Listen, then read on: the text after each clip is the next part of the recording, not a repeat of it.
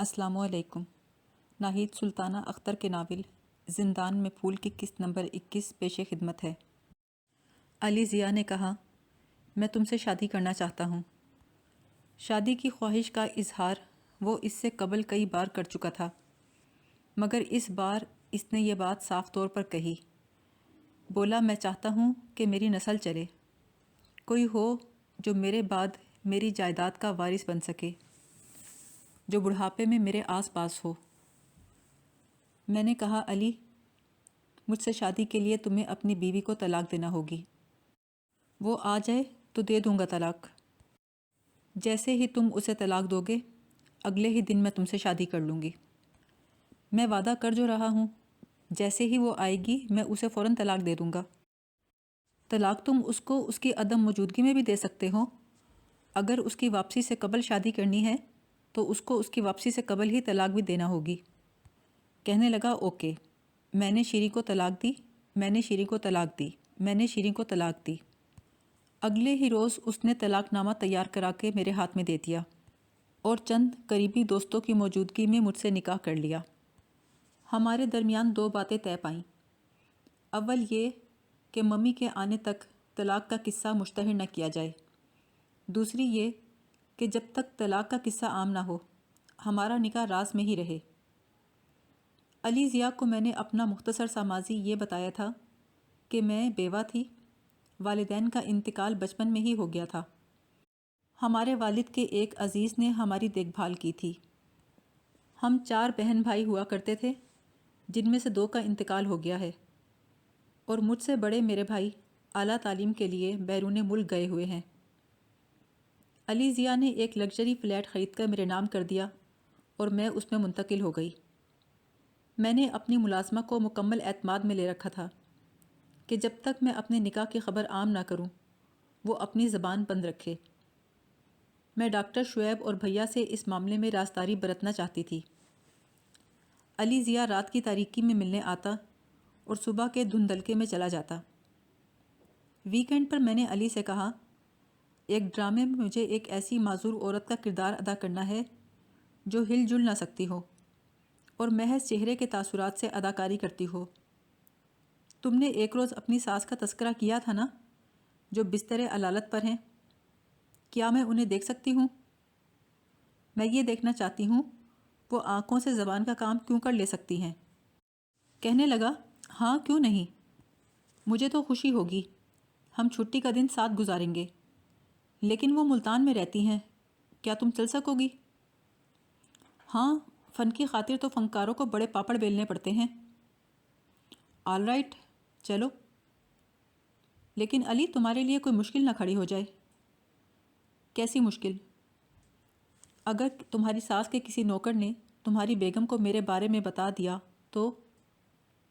ظاہر ہے ٹیلی ویژن پہ کام کرتی ہوں، میری شکل سے سبھی واقف ہوں گے۔ کہنے لگا، تم فکر مت کرو، ملتان پہنچ کر تم ہوٹل میں رکنا، میں تمہیں اپنی ساس کے پاس لے جانے سے قبل ان کی نرس کو 1 دن کی چھٹی دے دوں گا۔ رہے گھر کے نوکر، تو مغرب کے بعد سب اپنے کوارٹروں میں چلے جاتے ہیں، میں تمہیں آرام سے ان کے کمرے میں پہنچا دوں گا، تم مشاہدہ کر لینا۔ میں نے ایک گہرا سانس لیا۔ بالآخر 12 سال کے بعد نانی جان سے بدلہ لینے کا وقت آ گیا تھا۔ علی نے جیسا پروگرام بنایا تھا اسی طرح سے عمل کیا۔ مجھے دیکھ کر نانی جان کی آنکھوں میں شناسائی ابھری، منہ سے عجیب سی غرغراہٹ نکلی، جیسے پوچھ رہی ہوں کہ میں کون ہوں۔ میں نے علی سے کہا، میں یکسوئی سے انہیں دیکھنا چاہتی ہوں، کیا تم مجھے کچھ دیر کے لیے ان کے ساتھ تنہا چھوڑ سکتے ہو؟ وہ اپنے دائیں ہاتھ کی انگلی سے میری تھوڑی کو چھو کر بولا، تم آرام سے ان کو دیکھو، میں یہاں بیٹھ کر تمہیں دیکھتا رہوں گا۔ میں نے کہا، زیادہ رومانٹک ہونے کی ضرورت نہیں، تم کمرے میں رہو گے تو میری توجہ تمہاری طرف ہوتی رہے گی، مجھے کچھ دیر اکیلے بیٹھنے دو۔ بولا، اچھا، میں چلا جاتا ہوں، تم جلدی آ جانا۔ میں نے دل ہی دل میں سوچا، عورت بھی کیا بلا ہے، اچھے بھلے لائق فائق آدمی کو گھامڑ بنا کر رکھ دیتی ہے۔ وہ مجھ سے عمر میں کئی برس بڑا تھا، لیکن میں اسے اپنی انگلیوں پر نچا رہی تھی۔ اس کے جانے کے بعد میں نے دروازہ بند کیا اور بے حس و حرکت پڑی نانی جان کی طرف پلٹی۔ میرا انداز کم و بیش ویسا تھا جیسا برسوں قبل ہمارے کمرے میں داخل ہونے کے وقت نانی جان کا ہوا کرتا تھا۔ میں ان کے قریب جا کھڑی ہوئی اور غضبناک نگاہوں سے انہیں گھورنے لگی۔ ان کی آنکھوں میں خوف نظر آنے لگا۔ میں نے استہزائیہ انداز میں مسکرا کر کہا، مجھے پہچانا؟ میں زری ہوں، آپ کی بیٹی کی بیٹی۔ ان کی آنکھیں وحشت سے پوری کھل گئیں۔ ان کے منہ سے غرغراہٹ سے نکلی، آپ کو یاد ہے کھڑکی کھول لینے پر آپ نے میرا اور بھیا کا منہ تھپڑوں سے لال کر دیا تھا؟ آج آپ لاچار اس کمرے میں پڑی ہیں، کمرے کی کھڑکیاں اور دروازے بند ہیں۔ آپ کا بھی کھڑکی سے باہر کا نظارہ دیکھنے کو دل تو چاہتا ہوگا۔ کیسا لگتا ہے ایک ہی جگہ پر پڑے پڑے چھت کو گھورتے رہنا؟ یاد آیا آپ کو ایک بار آپ نے ہم بھائی بہنوں کا کھانا بند کر دیا تھا؟ ہم بالا خانے کے چوہوں کا گوشت کھانے پر مجبور ہو گئے تھے۔ آج آپ اتنی مجبور ہیں کہ اگر نوکر آپ کو کھانا کھلانا بھول جائیں تو آپ تو چوہوں کا گوشت بھی نہیں کھا سکتی۔ پیاری نانی جان، آپ نوکروں پر یہ ظاہر کرتی تھی کہ بالا خانے کے چوہوں کو مارنے کے لیے زہر ملا کھانا اوپر پہنچاتی ہیں۔ کیا آپ کے خیال میں ہم چوہے تھے؟ میں یہ سب کیسے بھول سکتی ہوں؟ میرا تو ہر زخم رستہ ہے۔ دھوپ، تازہ ہوا اور متوازن غذا نہ ملنے کے سبب فرحین قد میں اتنی چھوٹی رہ گئی کہ دنیا کے لیے تماشا بن گئی۔ ایک روز اسے کہیں ممی نظر آئیں اور اسے پہچاننے سے ہی انکار کر دیا۔ جانتی ہیں اس غم میں فرحین نے اپنی جان دے دی، اور وہ بھی ایک ایسے وقت پر جب خوشیوں نے اس کے دروازے پر پہلی دستک دی تھی۔ انسانوں پر اس کا اعتماد ایسا اٹھا کہ جو شخص اسے عزت و محبت سے اپنانا چاہتا تھا اس پر بھی یقین نہیں کیا اور قبر میں جا لیٹی۔ اس کی ذمہ دار آپ بھی ہیں۔ اگر آپ نے ہمیں اتنے دن قید نہ رکھا ہوتا تو اس کی نشو نما ہرگز متاثر نہ ہوئی ہوتی۔ میں نے اپنے پرس میں سے ایک بیلٹ نکالی۔ نانی جان نے انتہائی خوفزدہ ہو کر اپنی گردن کو ہلانے کی کوشش کی۔ میں نے کہا، ایسی ہی بیلٹ سے آپ ہمیں مارتی تھی نا؟ آج آپ کو مار کر دکھاؤں اس سے کیسی اذیت ملتی ہے۔ اگر میں 2 انگلیوں سے آپ کی ناک ہی پکڑ لوں تو آپ کی سانس رک جائے گی۔ پھر آپ کو پتہ چلے گا کہ آپ نے ہماری تازہ ہوا بند کر دی تھی۔ سوچ رہی ہوں آپ کو قتل کروں یا چھوڑ دوں، کیونکہ جو کچھ آپ نے ہمارا بند کیا تھا وہ تو قدرت نے آپ کا کر ہی دیا ہے۔ نانی جان کی آنکھوں سے آنسو نکلے۔ وہ التجا بھری نظروں سے مجھے دیکھ رہی تھیں۔ تبھی دروازے پر ہلکی سی دستک ہوئی۔ علی ضیا کی آواز آئی، زریں اب آپ بھی جاؤ ڈارلنگ۔ میں نے جلدی سے بیلٹ پرس میں ڈالی، نانی جان کے آنسو صاف کیے اور دروازہ کھولا۔ وہ اندر آ کر بڑی محبت سے بولا، اب چلو، میں کب سے تمہارا انتظار کر رہا ہوں۔ میں نے کہا، ابھی تو میرا کام پورا بھی نہیں ہوا، مجھے کچھ دیر اور یہاں بیٹھنے دو۔ اس نے شوخی سے کہا، ہرگز نہیں۔ میں نے کہا، ذرا خیال کرو، تمہاری ساس دیکھ رہی ہیں۔ کہنے لگا، دیکھتی ہیں تو دیکھتی رہیں، یہ تو زبان ہلانے کے قابل بھی نہیں ہیں۔ اس نے بڑی بے تکلفی سے میرا ہاتھ پکڑا اور مجھے کمرے سے باہر لے آیا۔ میں نے کہا، علی، میں نے ایسی عالیشان حویلی کبھی نہیں دیکھی، کیا میں اس گھر کو دیکھ سکتی ہوں؟ کہنے لگا، آؤ دکھاتا ہوں۔ وہ مجھے دیر تک اس محل میں گھماتا رہا۔ جب ہم بالائی منزل پر پہنچے تو اس نے در زندان کھول کر بتی جلائی۔ میں کئی برس پیچھے جا کھڑی ہوئی۔ یوں لگا جیسے حارث اور فرحین وہیں کہیں چھپے ہیں، ابھی کسی کونے سے مسکراتے ہوئے نکل آئیں گے۔ میں بالا خانے کا زینہ چڑھنے لگی تو علی ضیا نے کہا، رہنے دو زری، اتنے اندھیرے میں نہیں جاؤ۔ میں نے کہا، مجھے اس مکان کی سیر سے بہت لطف آیا ہے، پلیز یہ جگہ بھی دیکھنے دو۔ اس کے جواب کا انتظار کیے بغیر میں زینہ چڑھ گئی۔ اوپر وہ مصنوعی باغ گرد آلود حالت میں بدستور موجود تھا۔ ایک ڈوری پر گتے اور کاغذ کے پھول اور چڑیاں دیکھ کر میرا کلیجہ منہ کو آنے لگا۔ مجھے یقین تھا کہ بالا خانے کی دیوار پر گرد کی تہ کے نیچے وہ تحریر موجود ہوگی جو میں نے ایک نوکیلے پترے سے دیوار پر کندہ کی تھی۔ میں نے لکھا تھا، جب ہم پہلی بار یہاں آئے تو 4 پھول تھے، مگر یہاں سے جاتے ہوئے 3 رہ گئے ہیں۔ یہ سوچ کر میرا دل دکھنے لگا کہ اب ہم صرف 2 تھے۔ میں نے اپنے دکھتے دل سے کہا، کم سے کم میں نے ممی کا شوہر تو چھین لیا ہے۔ جس سیریل میں کام کرنے کے لیے میں لاہور آئی تھی، اس کی 11ویں قسط کی ریکارڈنگ چل رہی تھی جب ڈاکٹر شعیب کے فون سے مجھے ماسی اللہ رکھی کی علالت کی خبر ملی۔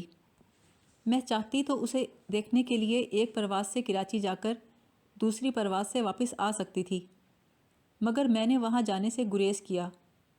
مجھے ڈر تھا میں وہاں گئی تو ڈاکٹر شعیب میری آنکھوں سے میرے دل کا راز جان لیں گے۔ اس کے 2 دن بعد ہی مجھے ماسی اللہ رکھی کے انتقال کی خبر ملی۔ ڈاکٹر شعیب نے فون پر پوچھا، زری تم کب تک پہنچو گی؟ میں خاموش رہی۔ وہ دوبارہ بولے، زری کیا تدفین کے لیے تمہارا انتظار کیا جائے؟ میں نے کہا، نہیں ڈاکٹر صاحب، میں بہت مصروف ہوں، آ نہیں سکوں گی۔ کہنے لگے، ایک فلائٹ سے آ کر دوسری سے چلی جانا۔ میں نے کہا، اب آنے کا کیا فائدہ؟ انہوں نے مایوس لہجے میں کہا، ٹھیک ہے، جیسے تمہاری مرضی۔ میرا دل چاہتا تھا میں اڑ کر اس عورت کا آخری دیدار کرنے جاؤں جو زندگی کے اندھیرے میں ہمارے لیے روشنی کی کرن بن گئی تھی۔ وہ ہمارے ہر راز سے واقف تھی اور ہم اس پر آنکھ بند کر کے بھروسہ کر سکتے تھے۔ رات کو میں نے علی ضیاء کو اللہ رکھی کی موت کا بتایا کہ وہ غیر ہوتے ہوئے بھی ہماری اپنی تھی، کچھ نہ ہوتے ہوئے بھی ہمارے لیے بہت کچھ تھی۔ وہ مجھے دلاسا دیتا رہا، کہنے لگا، وفادار ملازموں سے اسی طرح انس ہو جاتا ہے، تم حوصلے سے کام لو۔ میرے ڈرامہ سیریل کی آخری قسط آن ایئر گئی تو ڈاکٹر شعیب کا فون آ گیا، زریں واپسی کا کیا پروگرام ہے؟ مجھے جھوٹ کا سہارا لینا پڑا، ڈاکٹر صاحب مجھے اگلی 6 ماہی کے لیے ایک نیا کام مل گیا ہے۔ وہ کہنے لگے، عارف بھی تمہاری طرف سے بہت فکر مند ہے، اسے تشویش ہے کہیں تم لاہور میں رہتے ہوئے کوئی الٹا سیدھا قدم نہ اٹھا لو۔ میں نے کہا، آپ بھیا سے کہیں کہ وہ کوئی فکر نہ کریں۔ بولے، پھر بھی تم کب تک گھر واپس آؤ گی؟ بس زیادہ سے زیادہ 2 ہفتے لگیں گے۔ ڈاکٹر شعیب سے جھوٹ پر جھوٹ بولتے ہوئے میرا دل اندر سے دکھ رہا تھا، لیکن دوسری طرف میرے خون کی گردش یہ سوچ کر تیز ہو جاتی کہ ممی واپس آئیں گی تو اپنے شوہر کی دوسری بیوی کی شکل میں مجھے دیکھ کر ان پر بجلی گرے گی۔ ڈاکٹر شعیب کہنے لگے، مجھے ڈر ہے زری، کہیں تم مجھ سے بہت دور نہ نکل جاؤ۔ میرا دل اس خیال پہ رو دیا، اس بار میری بدقسمتی نہیں بلکہ انتقام کی آگ تھی جو مجھے ڈاکٹر شعیب سے دور لے گئی تھی۔ میں نے کہا، کہیں دور نکل بھی جاؤں تو پلٹ کر آپ کی طرف ہی آنا ہے۔ وہ بولے، تمہارے پاس بہت وقت ہے زری، میرے پاس زیادہ وقت نہیں۔ اگلے روز علی ضیاء ملتان سے آیا تو کہنے لگا، خدا جانے کیا بات ہے زری، جب سے تم شیری کی والدہ سے مل کر آئی ہو ان کے آنسو ہی بہتے رہتے ہیں۔ میں نے کہا، شاید انہیں اپنی بیٹی کی یاد آ گئی ہو، تم نے بتایا تھا نا کہ میری صورت اس عورت سے بہت ملتی ہے، اور یہ بھی ہو سکتا ہے علی کہ مجھ سے تمہاری بے تکلفی دیکھ کر انہیں ملال ہوا ہو۔ بھلا کون عورت ہوگی جو اپنے داماد کو کسی دوسری عورت کے ساتھ چغلے کرتے دیکھ کر بے سکون نہ ہو؟ پھر میں نے بات کا موضوع بدلنے کے لیے کہا، ویسے علی، تمہاری ساس کی حویلی بھی ان کی زندگی کی طرح ویران ہے، اگر ان کے کوئی نواسا نواسی ہوتے تو وہاں کتنی رونق ہوتی۔ کہنے لگا، شاید میرے سسر اپنی بیٹی کی ناخلفی کو بھول ہی نہیں سکے، انہوں نے اسے ایسی سزا دی جو تا حیات اس کے ساتھ رہے گی، کیونکہ ماں بننا ہر عورت کی فطری خواہش ہوتی ہے۔ فطرت سے انحراف کرو تو یہ آپ کو پارا پارا کر دیتی ہے، جیسے میں پارا پارا ہو چکا ہوں، اپنی زندگی کی بے رونقی سے تنگ آ چکا ہوں۔ تمہارا بیٹا راہیل مجھے اتنا پیارا لگتا ہے کہ میں بتا نہیں سکتا۔ سچ پوچھو تو تمہارے بیٹے کو دیکھ کر ہی میرے دل میں اولاد کی شدید خواہش پیدا ہوئی ہے۔ وہ سچ کہہ رہا تھا، وہ راہیل سے بہت پیار سے پیش آتا، اس کی شرارتوں سے بہت لطف اندوز ہوتا۔ اس کے لیے نت نئے تحفے لے لے کر آتا۔ بیچارہ علی ضیاء ممی سے شادی کے جرم میں آج تک اولاد سے محروم تھا۔ جوں جوں میرا لاہور میں قیام طویل ہوا، ڈاکٹر شعیب کے فون روز آنے لگے۔ کہنے لگے لگتا ہے تمہیں لینے کے لیے مجھے خود آنا پڑے گا۔ میں گھبرا کر بولی نہیں نہیں، آپ کو آنے کی ضرورت نہیں، میں خود آ جاؤں گی۔ کہنے لگے میری چھٹی حس کہتی ہے کوئی گڑبڑ ضرور ہے، تمہیں راحیل کی قسم ہے، مجھے بتا دو کیا بات ہے۔ دیکھو اپنی ممی سے ٹکر لینے کی کوشش مت کرنا۔ میں نے دھیرے سے کہا ڈاکٹر صاحب، ممی سے تو اس مرتبہ میں نے ایسی ٹکر لی ہے کہ وہ زندگی بھر یاد رکھیں گی، روئیں گی، تڑپیں گی، اور کوئی انہیں دلاسا دینے والا نہ ہوگا۔ وہ گھبرائی ہوئی آواز میں بولے کیا کیا ہے تم نے زری؟